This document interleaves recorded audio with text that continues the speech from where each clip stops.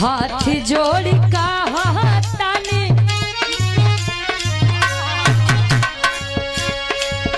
हाथ जोड़ कहतानी मान जात बतिया बंगलिनिया सवतिया बंगलिनिया सवतिया मार गई राजा तोहर मतिया बंगलिनिया सवतिया मार गई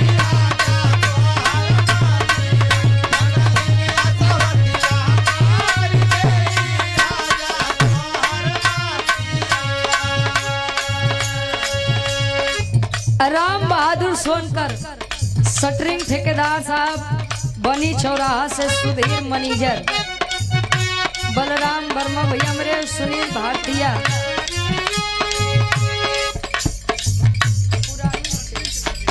शटरिंग के ठेकेदार हैं भैया हमारे 200 रुपया बहुत बहुत धन्यवाद आशीर्वाद के चारी की हम बच्चे अपनी कला में कामयाब रहे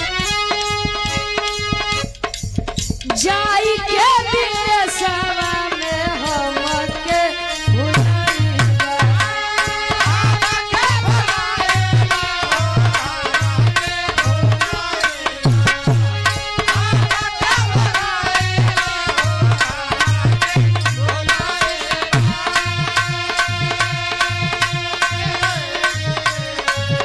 ओही सवतिया पे राजा जी लोहाइबा राजा जी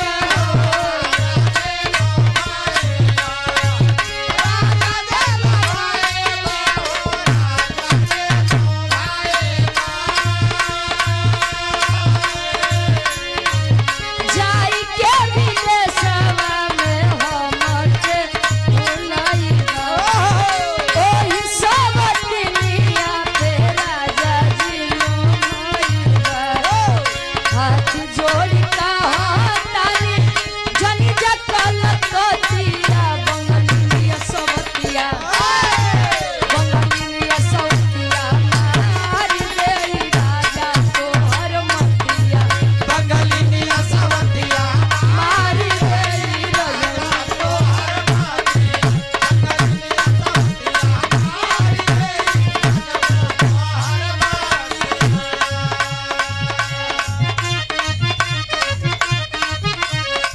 और हमारे बड़े भाई अनिल भाई जी हल वाले दोदापुर से आपके द्वारा 51 रुपया बहुत बहुत धन्यवाद आशीर्वाद के चाह रहे हैं दुलाई के अपने सिंह जी से न चूड़ी लियला न कंगना गोला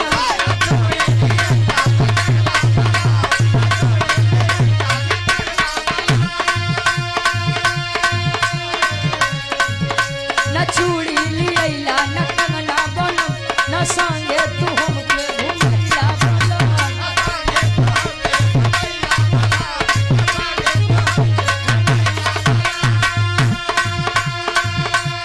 नहीं मानेला हमरो कहनवा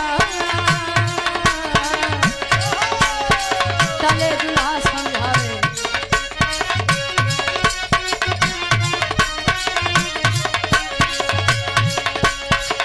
जावन जावन कहलू सुनाली रही हमरे रानिया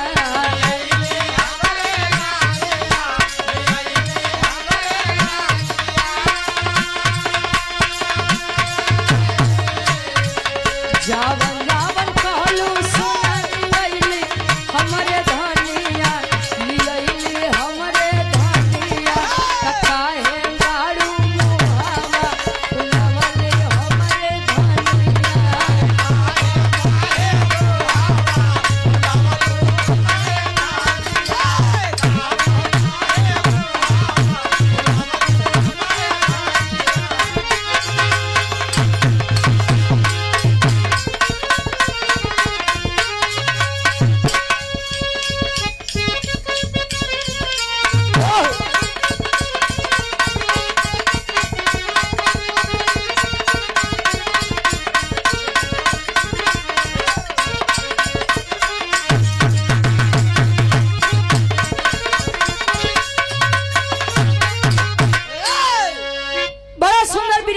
बाहर से सुने नारा जी बड़ा खेला करन बड़ा झगड़ा लड़ाई कहो गुरुजी आहा नारद जी एक ऐसा रहे न जे जहाँ पहुँच जाए वाह इनके मेहरारू के बाद इनके मेहरारू तक वाह यहाँ के बात वहां तक वाह कहो गुरुजी इनके माई की बात उनके बाबू लगे तक पहुंचाएगा। अच्छा लेकिन दोस्त पैदाइश में रहे आहा आओ तनी सा 4 लाइन घूम के अंदर कभी जी बात बताइए छोट सा भी रहा यारो से हो जाओ।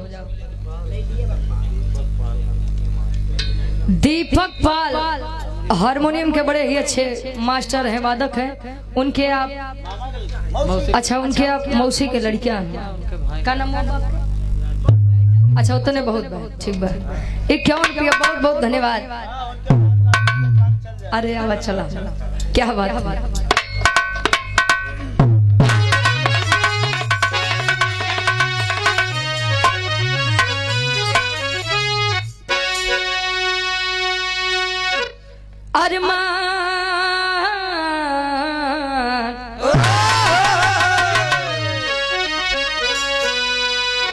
अरमान दिल में बनते हैं लाखों कोटि कल्पना का देखो समावेश होता ढह जाते सभी हैं महल ख्वाब के कहे जब तक न ऊपर से आदेश होता कर्म अनुरूप फल ही देते सभी को अरे रखते हैं जो कर्म का देखो लेखा जो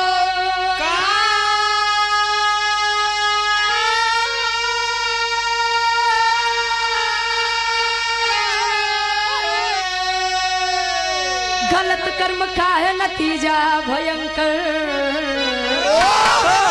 मगर सत्य का फल देते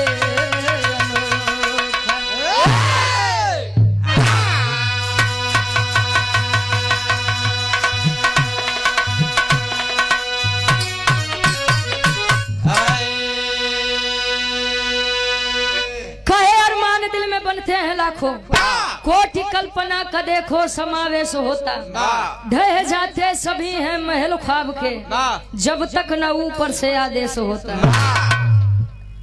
बड़ी सुंदर कवि जी गजल के भाव लिखत है भैया हारन तनिक कम कर ले हारन कम कर हाल हारन कम करा भैया आओ गुरुजी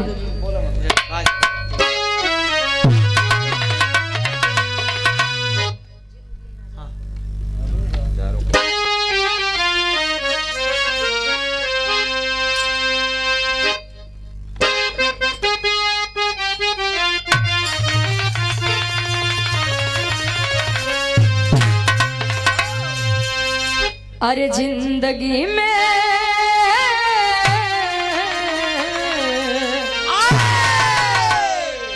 जिंदगी में हजारों का मेला जुड़ा जिंदगी में हजारों का मेला जुड़ा हंस जब उड़ाता बोल अकेला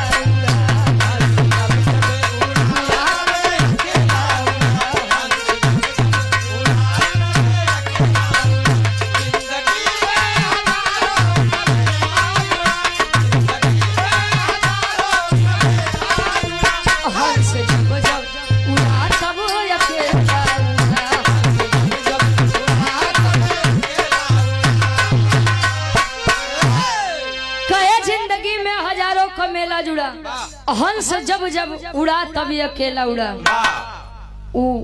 विष्णु शंकर जी का रहे गुरु जी वो अमर कहानी सुन ली रहे हाँ सुनावत रहे अमर कथा सुन ली रहे अब पार्वती जी ऊपर हट करे लगे अच्छा मेहरारून का विपदा तू बड़ा बढ़िया समझ एजेंट है हाँ मेहरारून का कुल दुख दर्द बड़ा बढ़िया समझत है तू के पाई उतरिए जाए भाई हाँ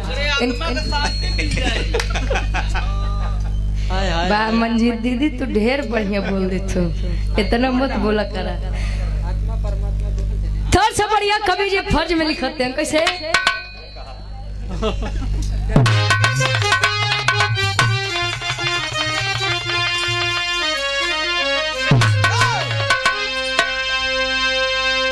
भक्ति शक्ति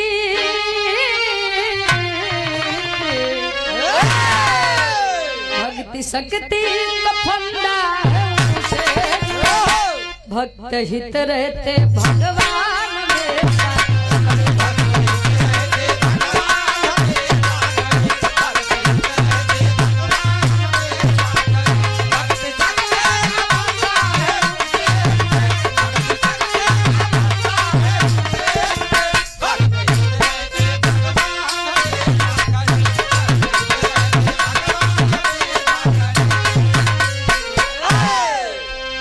शक्ति का फंदा है ऊंचे जुड़े, भक्त हित रहते भगवान हमेशा खड़े।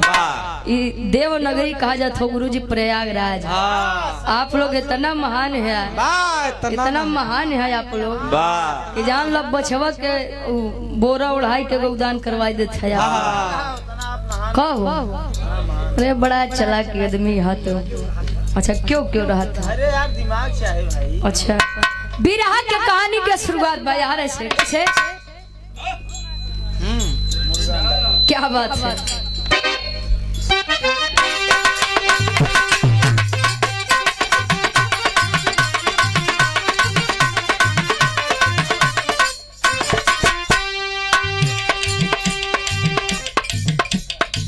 बचा तो मौत के है मुख से इंसान सही, बचा तो मौत के है मुख से इंसान वही, सुना है श्राप से देखो आसमान वही।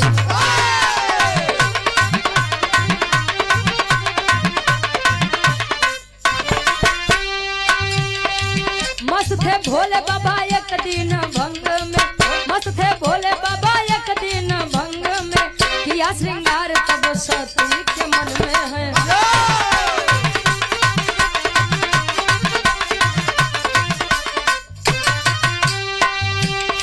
नशा जब उतरा बात पे बोले भोले भंडारी, नशा जब उतरा बात पे बोले भोले भंडारी, नशा जब उतरा बात पे बोले भोले भंडारी, नशा जब उतरा बात पे बोले भोले भंडारी। आज कहाँ की सती हो रही है प्रिया,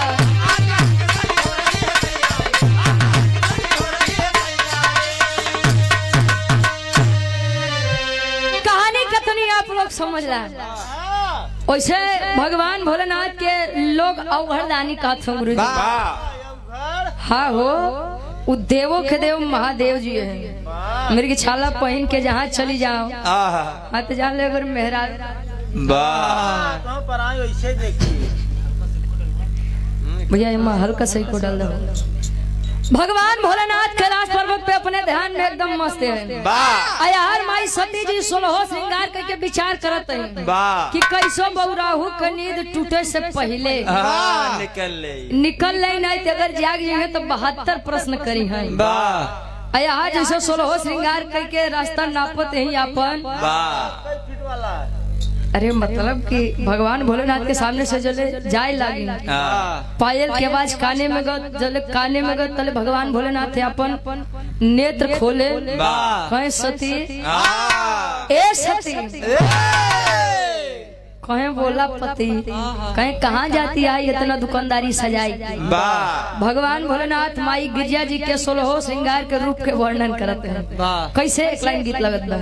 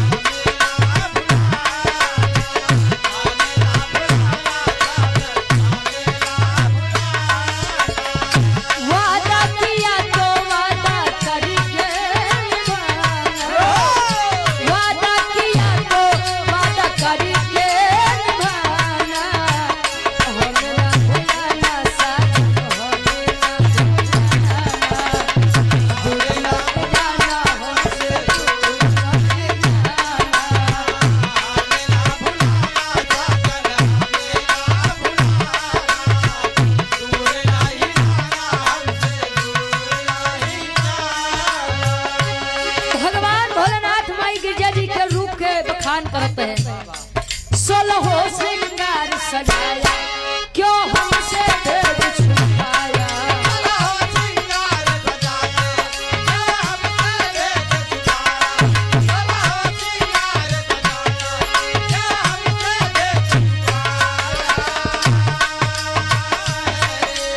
और हमारे गार्जियन शिवाकांत पासी जी चक झोसी से भैया हमारे 100 रुपया बहुत बहुत धन्यवाद। आशीर्वाद के चारी के हम बच्चे अपनी कला में कामयाब रहे। आजा भैया ले लो फटिया। 16 श्रृंगार सजाया क्यों हमसे भेद छुपाया।